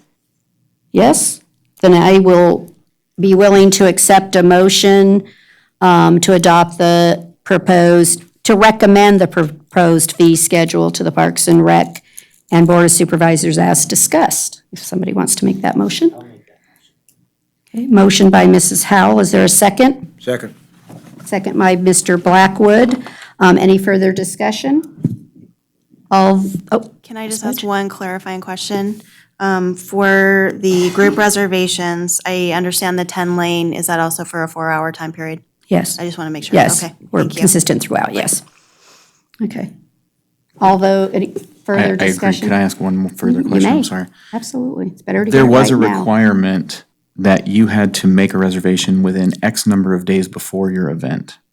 That's not discussed anywhere on the fee schedule. Is that going to come later? Because at one point, I want to say it was like a 30-day requirement. I hope that that's gone away. We I don't didn't know. put a minimum. Jennifer Budge, Parks and Recreation Director. So for the rest of the park system, it's typically 30 days because we have to schedule so many things around. We have, almost 500 reservations at our park facilities a year, so we have to have that out. For a facility like this, we can accommodate less. I think once we get this in place, we'll probably refine that in like our operational procedures, but we want to be able to accommodate use. We want this used all the time. So that's definitely our goal. No further discussion? So then clarification, on the schedule, it says that they have to be at least 5 days prior to your event. You're now going to change that to 30 days? No, we're not changing it to 30 days. Okay. That's what his question was. Okay, Right, so with the we're not. understanding that if it's 15 days or less before the event, then your fee is non-refundable. That's right. So if you don't make it till 5, right, that's right. Then you have non-refundable. Yeah. So, correct. Okay. Well, yeah, but they're the ones So, that's making the reservation. excuse me. Thank you. So all those in favor, say aye. Aye. Any opposed? Motion carries unanimously. Thank you all for your good work. I know it was a grind to go through each of the items, but I think we ended up with a better product for that. We're going to move on to agenda item 4A. Ms. Budge, may we please have the director's report? Thank you, Madam Chair. A lot to report to you. We've been very busy and some good positive things to report to you, as well as some challenges and some good conversations with the Department of Wildlife as we move forward. So first and foremost, I'd like to announce that we'll be expanding our public hours effective August 13th. We'll be open Tuesday through Friday evenings from 5:30 till 8 p.m. We will clear the range at 7:45 though, just so we can make sure we can close up the facility. Some nights we will have range safety officers provided through our park rangers, and sometimes we will not. We'll do our best to have someone there as much as possible, but we do have limited staff. We'll still have Sundays available from 7 in the morning till 7 at night. Any great. questions on that? Let's restate the dates, please. And the So hours, Starting please. the 13th. I'm sorry, so it's starting August 13th. So right now, I just want to point out, we have Wednesday and Thursday evenings available. This is consistent with the hours that we're operating on those nights. So it'll be Tuesday through Friday evenings from 5:30 till 8 p.m. And Sundays from 7 in the morning till 7 at night. I talked right over you and you had me in. Give me those hours again. Okay, third time's the charm. So starting August 13th, Tuesdays through Fridays, the range will be open 5:30 to 8 p.m. Thursday, Tuesdays through Fridays, Tuesday, Wednesday, Thursday, and Friday evenings. And then Sundays will remain the same, 7 a.m. till 7 p.m. Okay? Any questions on that as we move forward? Okay. I did want to report that our engineering and design on the shooting bays was 100% complete. Loomis and Associates did a great job, and thanks to the Board of Supervisors for providing that $46,000 toward the funding for that purpose. We did receive quotes. We already went out to try to see what that was going to cost and move forward with that. Unfortunately, the lowest quote that came back was $143,000.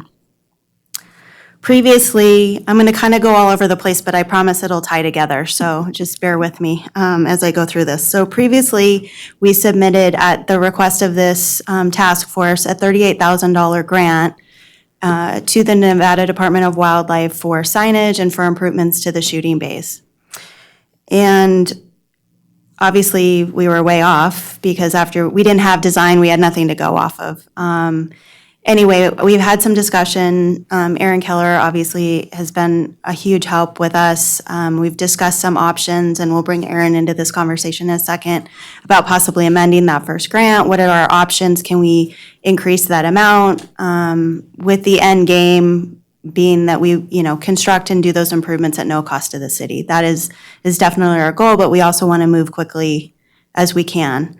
We do have $250,000 available in this fiscal year's budget, but we also want to make sure that we can have our match available as we move forward with grants.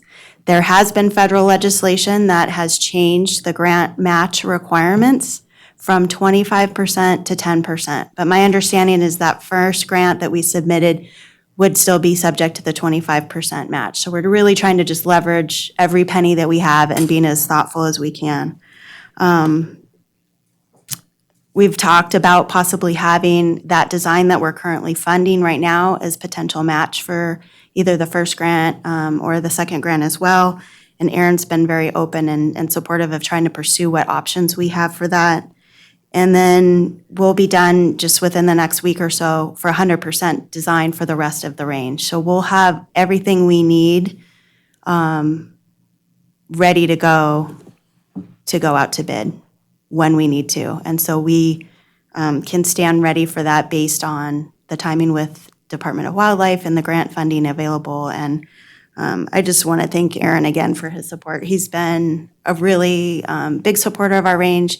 We all have the same goal. We all want to do improvements and we all want to increase public hours and get the facility back open. And we know we want our facility to meet those recommended standards, the minimum recommended standards by the NRA, and we really want a safe, fun, enjoyable facility for people. So I thought maybe I'd open up for Aaron and we could talk about timelines and what our options might be. I don't want to put him on the spot and make him commit to anything, but I think we need to talk about this because timing and improvements will depend on funding. And we do have some challenges with that $143,000 quote that we received because we didn't anticipate it to be over $100,000. We didn't account for prevailing wage. So those quotes didn't include that. And in the last legislature, prevailing wage went down, which means the city's costs go up. So we could add, 30 to 35% to that cost based on prevailing wage, and that's a state law. So we cannot go around that. We need to make sure we're doing everything by the book. Mr. Keller? Sorry. Aaron Keller, Department of Wildlife, for the record. I think Jen pretty much summed up our discussions as far as grant funding pretty well. The way our process works is early in the year, you kind of come up with your projects or what you want to get done that year. And I think we did a good job of kind of just picking one, right? And so some range signage, some dirt work, things like that we knew we were going to have to do anyway. Obviously, the market in Nevada, northern Nevada, well, all of Nevada is going crazy right now. So everything's coming in higher. We've had, I think we're funding 9 ranges this year, and all 9 of them have come in higher than what they thought they would be. And part of the problem is that we ask for quotes early in the grant process, and then as the companies get busy, they add on a little bit more. But this one in particular is that it goes over the $100,000 mark, which means prevailing wage, which means more money. So we have, this is where we're going to kind of need to balance where we go at or from here with this grant funding is that we asked for round numbers, $40,000 to kind of get the project moving. Now we're looking at $140,000 without prevailing wage, which, add on 30 to 35, 40%, depending on the contractor, could get pretty expensive. So we need to, whether or not we want to hold off and maybe shoot for the moon, or if we want to just keep the project going and get some dirt moving and kind of get some of these bays opened back up and a little bit safer, that's where it'll be kind of up to us to decide, or really up to the city, kind of how they want to proceed. There is funding. The next grant cycle that will be coming open will get the 90-10 split, so which means 10% of the funds will need to be matched by the grantee. Makes it a lot easier to go for bigger projects, but the bigger the project, the more headaches because of the bidding process and the prevailing wage and everything else that comes into play.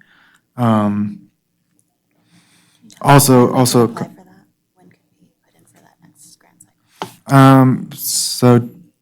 Jen asked when we could start applying for that next grant cycle, and it is normally in the winter, but if we're in an ongoing kind of project, we can amend some grants for longer time.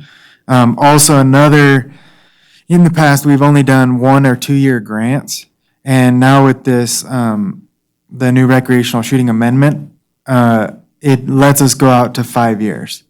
So we can have a 5-year grant now, which is a long time and usually too long for this type of project, but it accounts for any hiccups or any bureaucracy that the city or the county or, they need to go through. And then also because it's federal money and state money, we need to make sure that we're checking all the boxes with timeframes and bid cycles and things like that. So, but I mean, we're on board. We want to see the Carson City Rifle Range, the gem of the county and the gem of the area, because I think it's a great opportunity for us to showcase how safe shooting can be, showcase how, one, the Nevada Department of Wildlife is putting back into these communities for safe shooting and giving back to recreational shooters.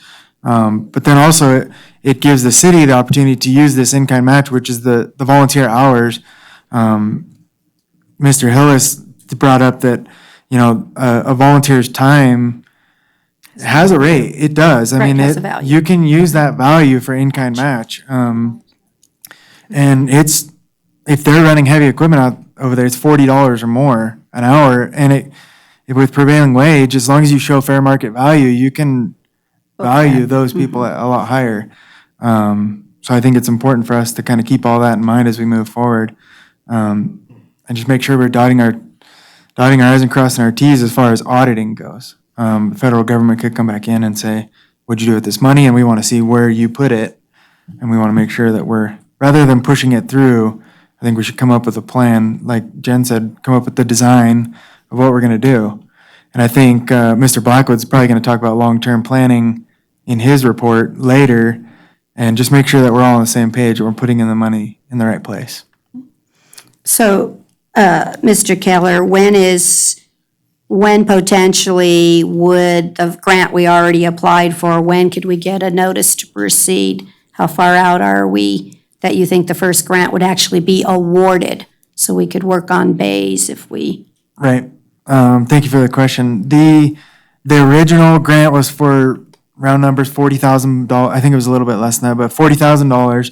I talked to my grants coordinator yesterday, and he was looking through all of that.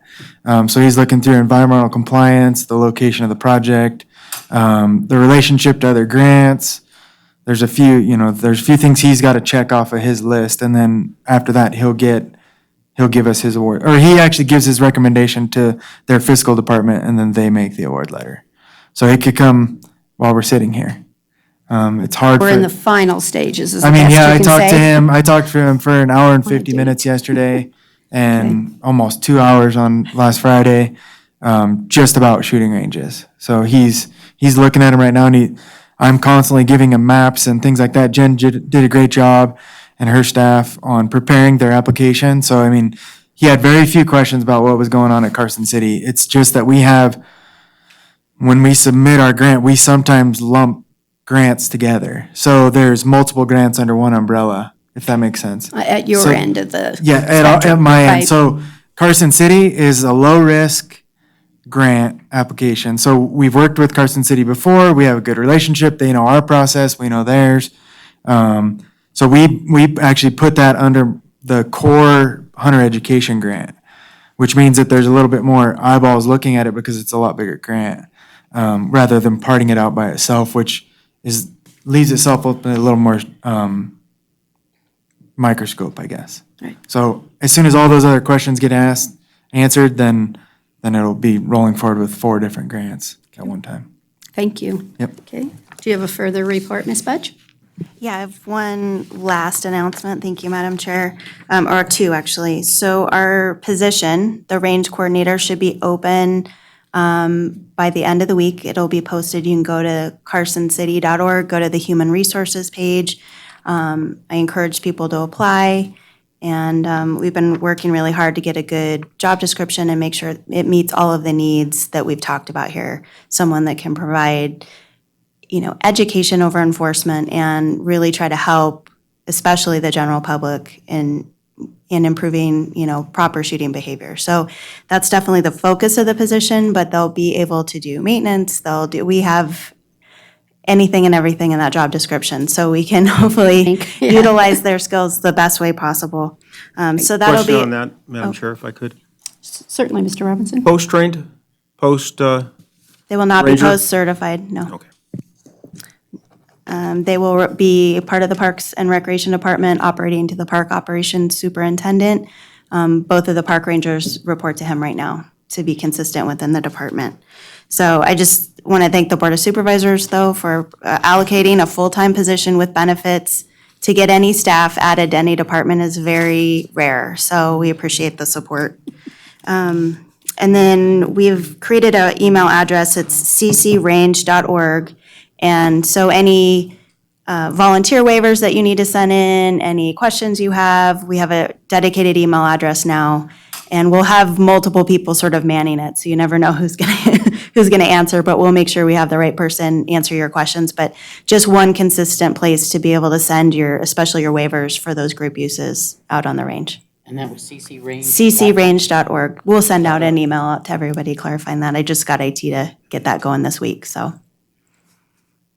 And then That's it. just to remind everyone, I know there's been a lot of public discussions and forums and things, but if you want any official information about the range, Jennifer, would you give them the website to obtain the official Carson City information on the range? Yeah, if you go to carsoncity.org or carson.org and you go to the parks pages, there's a dedicated page for the range. We put all of our minutes from this meeting. We have the operating hours, all of the public meetings that we held, the maps, everything is all located on that one page. And if there's any questions or concerns, or if we're missing something on there, just let us know and we'll get it corrected. Thank you. Thank you.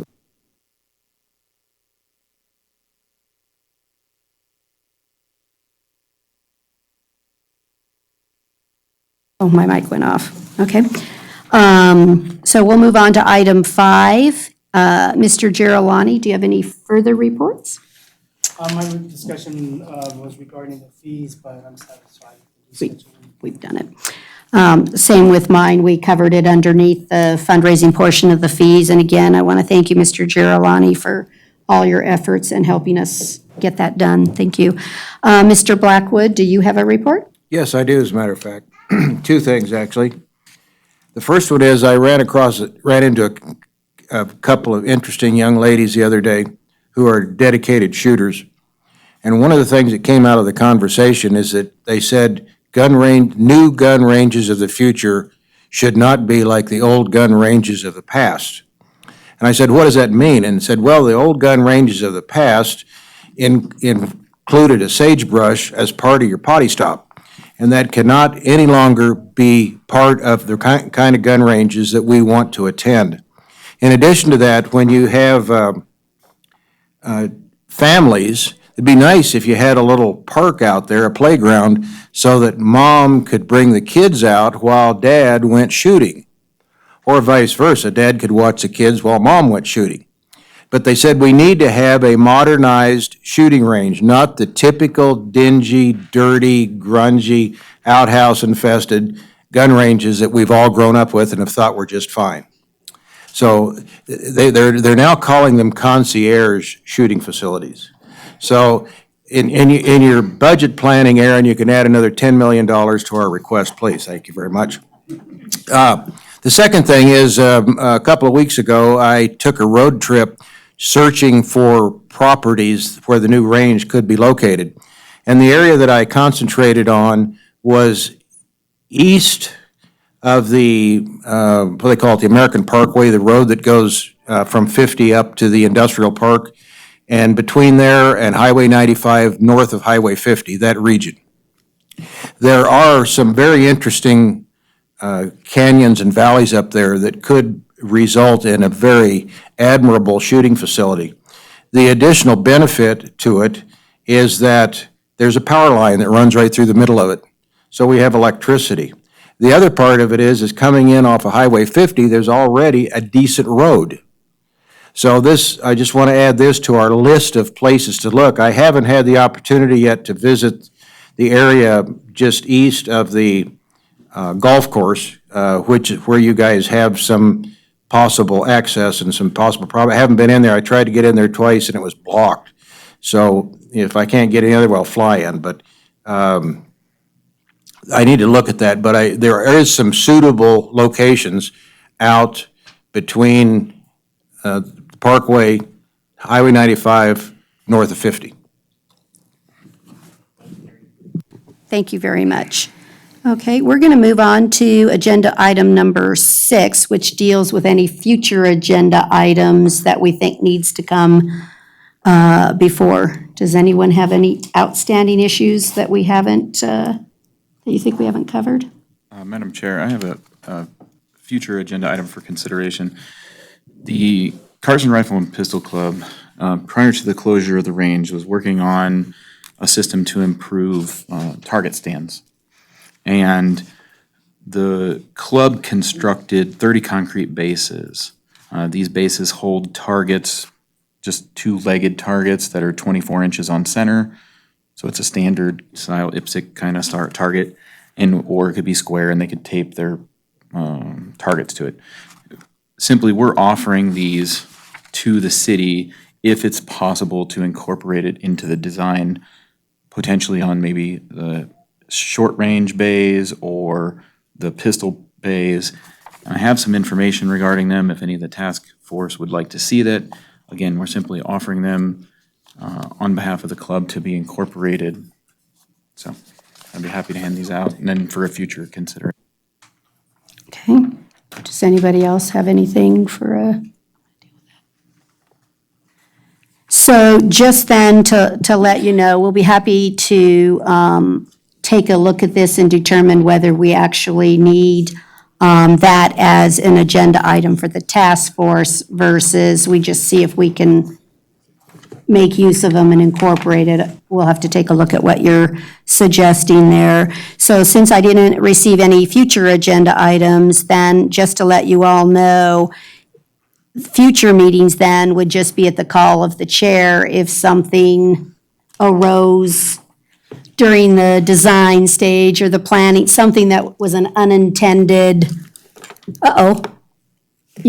then we wouldn't have a regularly scheduled. So I just want to let you know, since I think we've overall met the requirements that we had as the charge of this committee. And so, but I would leave it open as a call in case, like I said, not that we're going to have any hiccups in anything, but, just potentially. I think I saw a hand, though, go up on something. Madam Chair.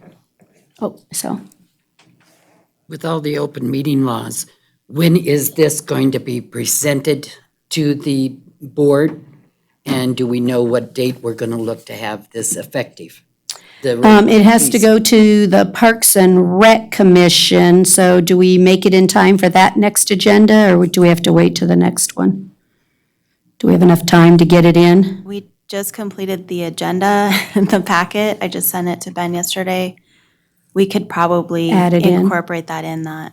I think it Yeah. would be helpful if we can, because the Park and Rec, Your motion to both boards? Was your motion for the fee schedule to both boards? Okay, I Yes. just want to make sure. Yes. Okay. And then we'll, so I think if we can get that in the Parks and Rec, so that Parks will give strength when it goes to the Board of meet on Supervisors. August 20th, Right. in this room at 5:30. August 20th. Correct. It's the And Parks then- and Rec. So it's the Parks and Recreation Commission. So that, And that'll miss the Board of Supervisors deadline for the last meeting in August and won't be It'll go to the first presented. one in September then. Yeah, it's already too late for the August 15th board Right. meeting That's the anyway. 15th. Yeah, it's already there. too late for that. So we would go to the board in September, Right. First meeting in September?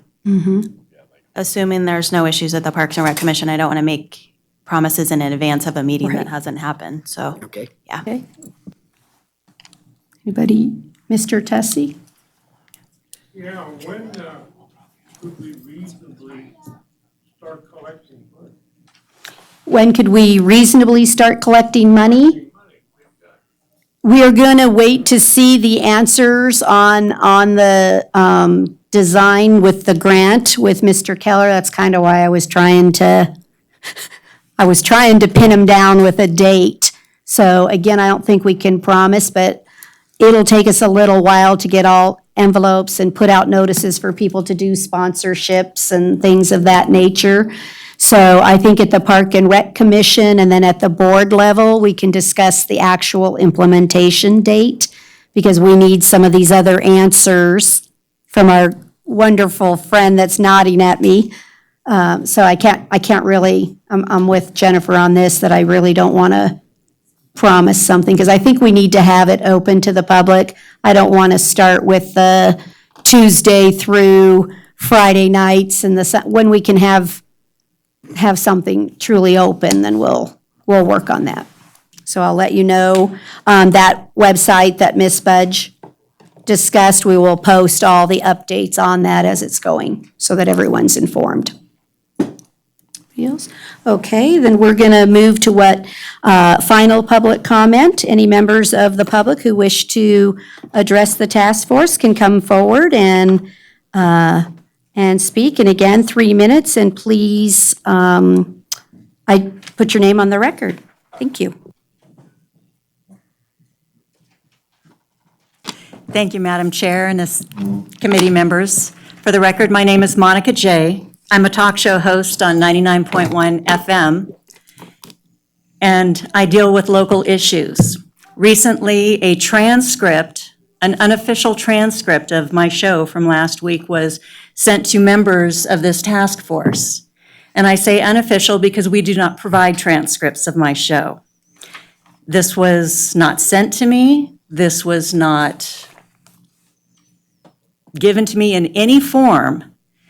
And I would ask, Madam Chair, that you please send me a copy so I can verify what is in it, that it is accurate and truthful.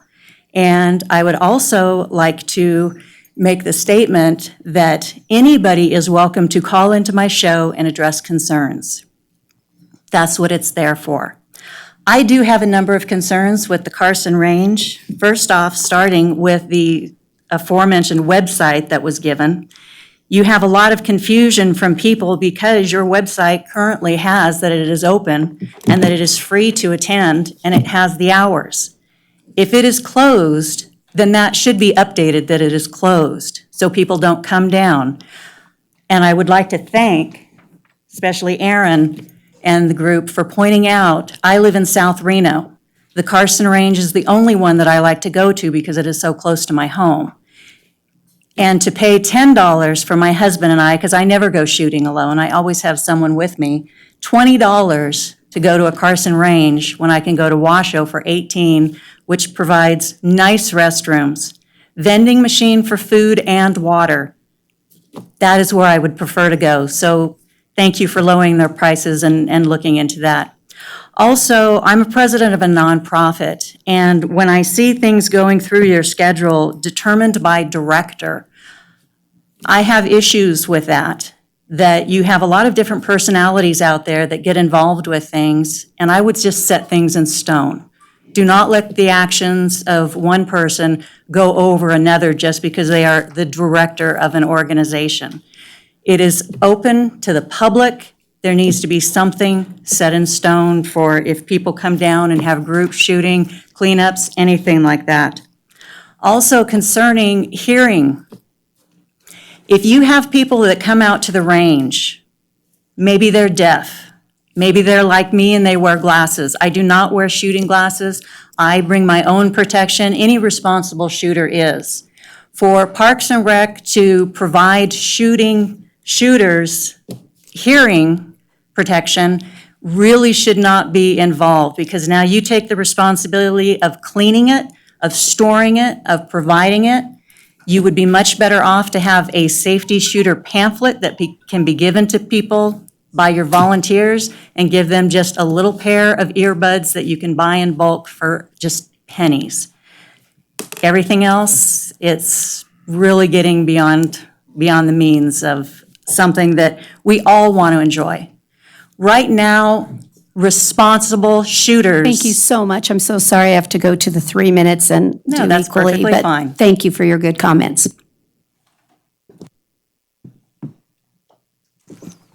Christy Scott, resident of Carson City. I'm going to say this. I really appreciate all the efforts here, but we're now 9 months into a closed range. A closed range that was closed because someone heard the bullets. There were no trajectory studies done.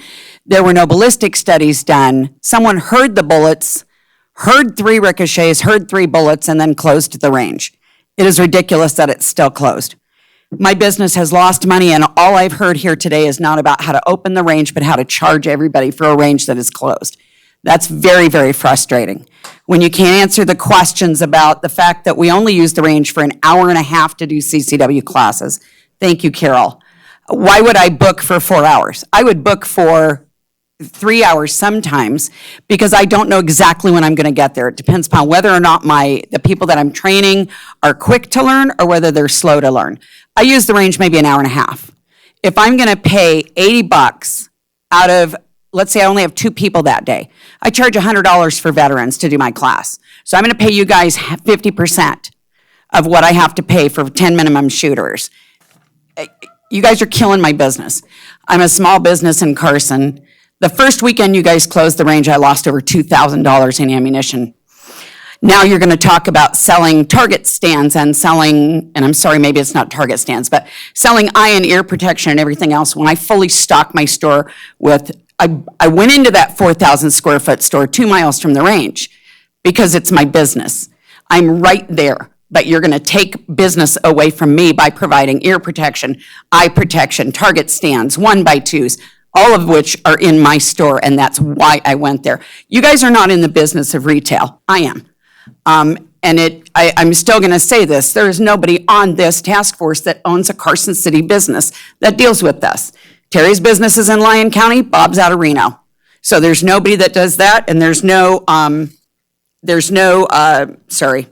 instructor on here. And we could have said, you know, these fees are outrageous for us. You guys are going to have a really hard time based upon the customers that I get, getting people to come back out to the range, honestly. They are disgusted, they're tired of it, and they've all found different places to go. So I think even talking about a fee schedule while you've got all these people here, when the range isn't even back open, is just, I think it's outrageous. I think it's ridiculous, and that's all I've got to say today. And other than, I am absolutely disgusted that the person that you're doing this Rifle and Pistols Club stuff with sent a transcript with my name all over it and threatened me with the district attorney. So I will be checking into that myself. Thank you. Thank you, Ms. Scott. Do we have any further public comment? Come on up.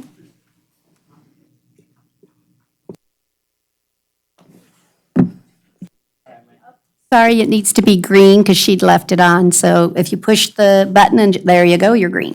Hi, Nathan Marcucci, just public citizen at large. I was noticing that the Carson Rifle and Pistol Club, they don't take comments on their Facebook page. In fact, they delete them, and nothing's open for comment. And so it's kind of frustrating.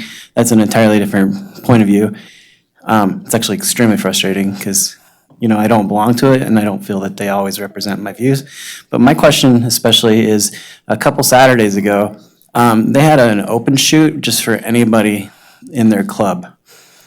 And, you know, I feel it's kind of not fair since, you know, Sunday is my day to go to church. Sunday's my day to spend with my family. So Saturday, you know, if they had the time, why not open it up to the public, I guess? I don't know. It feels a little unfair. Thank you. Okay, thank you. Thank you. Do we have any further public comment? Come on up. Hi, my name's Ron Barterson. To answer your question about why you might want to have covered and uncovered, you have 2 examples sitting here. Mr. Hillis is able to lay down prone and compete in a match, but Mr. Tussey is not. And that's typically why we split between the covered and uncovered, is because somebody needs to sit at the benches that are there. That's the reason for doing it, just to let you know. Thank you so much. You've got a fee schedule, and you've complained about education problems for shooters, but you haven't put any incentives in your fee schedule for education. You should really consider a lower cost for anybody that's completed a year class in practical shooting there. So they actually have to come out and see what they need and what they can do. You should really consider that. That's going to be your return. Your biggest problem is the public doing things they shouldn't. They're not getting educated. A person that's running the range on a weekend can't spend a lot of time with a single individual. when they've got the entire range to take care of. That's very difficult. Public is very, very difficult than dealing with your little group. And if you don't think so, supply RSOs for one Sunday a month and find out what it's really like. We have an increasing problem. I'm part of the Carson Rifle and Pistol Club. We have an increasing problem with the number of volunteers shrinking. You know, we're going to have trouble in the future. Let's see. I covered. I wonder if you've really thought about some of the changes you're making to the long range. You're taking out 2 berms that are there for safety reasons, the ones at 100 and 200 yards. They're there to cut off all the low-angle possible ricochets, which are the primary source that are going to make it over the hill. Your big berm at the back, you've already got a big berm at the back. It's that mountain. If that berm at the back was going to make some difference, the mountain would have made some difference. You're getting out of the range on high-angle trajectories. Low angles of incidence are going to contribute to that. That's why he keeps saying shooting at the ground causes it. You need to put this berms in at 100 and 200 yards. Finally, we've had a continuing problem with having a clean porta potty. In fact, we heard something just recently about that. And we constantly complain about it. Nothing is getting done. Maybe it's time to start publicizing that with YouTube videos. We'll show you what it's really like. Thank you, Ron. Your 3 minutes is up, but I appreciate those comments and we'll look into them. Thank you. Is there any further public comment?